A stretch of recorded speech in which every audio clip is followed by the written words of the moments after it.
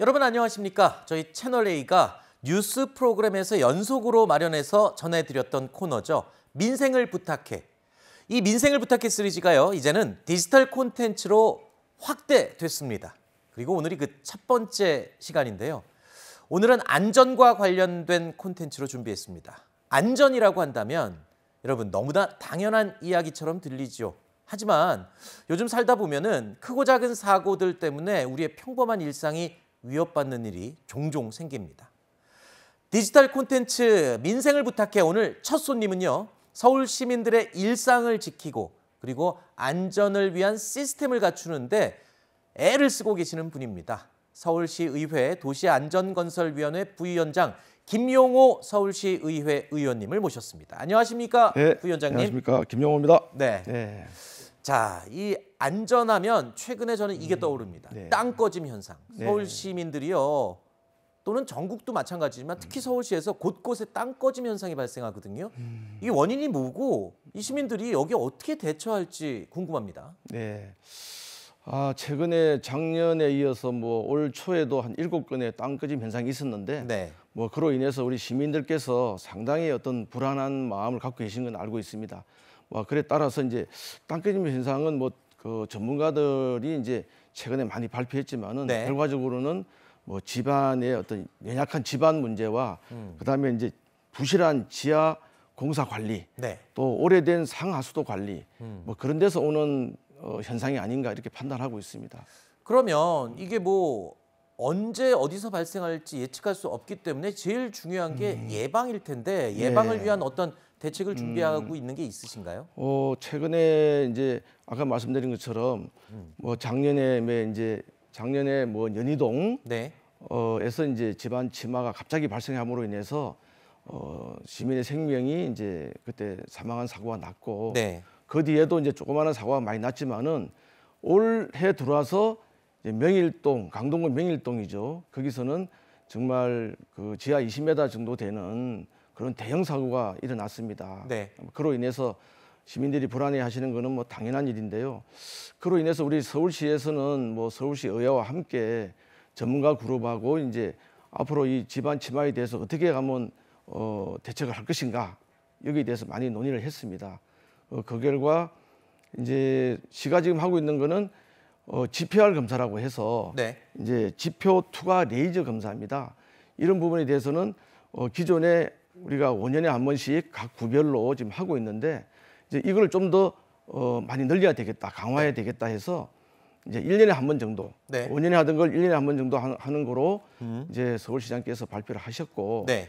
이제 그 GPR이라고 하는 그 검사는 사실은 한 2m, 3m 전후밖에 파악을 못하기 때문에 이제 결국은 깊이에서 얼마나 많은 이제 깊이를 사진에 파악하느냐 그게 굉장히 중요하기 때문에 네. 그에 따른 어떤 관측망이라든지 기타 새로운 신기술을 도입을 해서 빠른 시일 내에 그거를 각 현장에다가 투입을 하고자 네. 지금 시에서 전문가 그룹과 또 그런 업체를 지금 선정하는 과정에 있습니다. 네. 조금만 더 기다려 주시면은 네. 새로운 기술로 인해서 지하의 어떤 그런 침하 문제를 예방하고 네. 미리 대책할 수 있도록 준비하겠습니다. 네. 예. 시간이 도대체 어느 정도 걸릴지 대략적인 기간을 좀 알려줄 수 있을까요? 지금 지난달에 이제 그 기술 심사를 해서 업체를 한 9군데 정도 지금 아하. 선정을 했습니다. 전문 네네. 업체를. 그래서 이제 6월 달에는 그 업체를 대상으로 실정을 합니다. 네. 실정해서 이제 결과가 나오면은 네. 올 하반기에는 이제 서울 시내 곳곳에 알겠습니다. 지하철 현장이나 여러 곳에 신기술이 도입이 될 것 같습니다. 네. 네. 자, 그리고 의원님 지역구가 용산구예요. 네, 근데 용산구에 지금 용산 정비창 부지가 국제 업무지구로 지금 개발되고 있거든요. 네, 그래서 맞습니다. 이게 예. 지금 광역 교통망 개선을 위해서 뭔가 좀 계획이 추진되고 있다는데 이 부분 좀 설명 좀 부탁드릴까요? 네, 네. 국제무단지는 이제 우리 용산 한강로 3가에 위치하고 있는데 네. 약 해배로 따진다면 네. 한 50만 제곱미터에 해당되고 평으로 네. 따진다면 한 15만 평에 해당됩니다.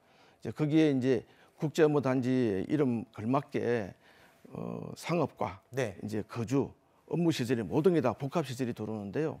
그에 맞게끔 이제 모든 교통망을 그 중심으로 그렇죠. 해야 되겠죠. 네. 그래서 그에 대해서 모든 대책을 수립해서 네. 지금 준비 과정에 있는데 최종적인 설계가 앞으로 한 하반기 되면은 다 나올 것 같습니다. 네. 예, 예. 알겠습니다.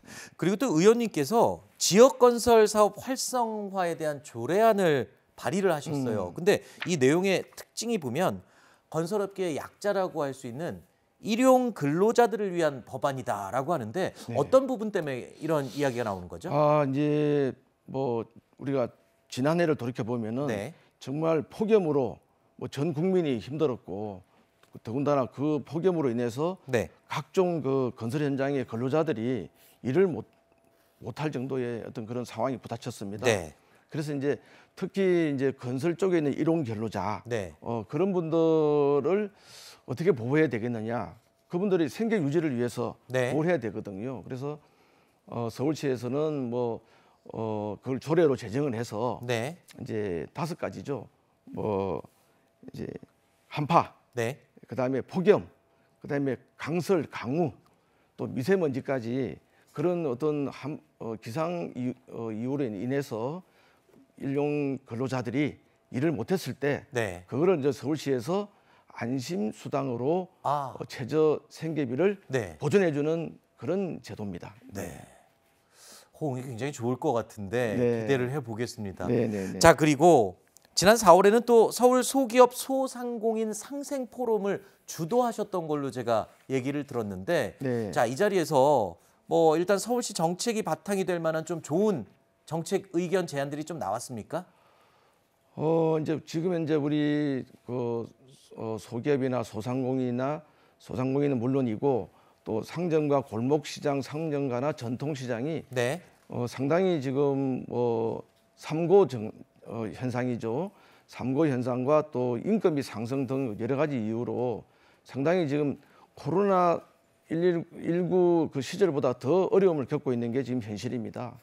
예, 그에 따라서 이제 저희 상인들이나 이 소상공인들을 위해서 많은 정책 포럼을 한 결과는 다양한 지금 여러 가지 이제 그 대책에 대한 안이 나왔습니다. 네. 전체적인 소상공인들을 위해서는 어떤 대출 문제라든지 일단 여러 가지로 이제 소상공인들의 애로사항을 들어드려야 되는데 네. 이제 그런 부분에 대해서는 시에서 지금 신용보증재단을 통해서 적극적으로 지금 대처를 하고 있습니다. 네. 또 그와 함께 또 특히 골목 상점가라든지 전통시장이라든지 일반 어떤 소상공인들에 대해서는 각 또 자치구별로 그런 소상공인을 보호하고 육성하고 또 홍보하고 교육하는 또 단체들이 있습니다. 네. 그런 단체들을 잘 육성해서 네. 그 단체에 대한 어떤 지원을 좀 더 강화하고 네. 또 매니저라든지 기타 여러 가지 그런 부분을 좀 확보를 해준다면은 네네. 소상공인들의 어떤 발전 방향에 큰 도움이 된다고 저는 생각합니다. 알겠습니다.